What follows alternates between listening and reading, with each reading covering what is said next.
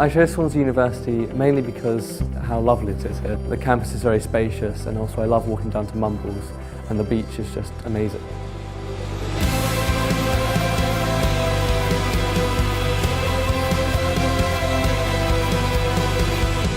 Medical pharmacology is the study of science behind drugs and medicine. It shows their effects on living systems and their role in treating diseases.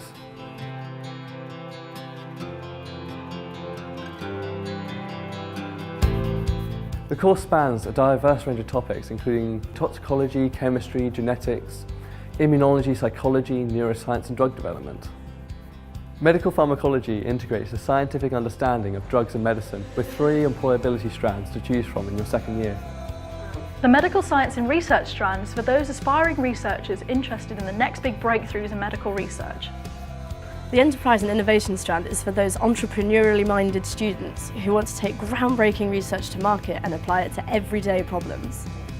Our medical science and practice strand is our pathway to medicine. This strand readies students to apply to graduate entry medicine.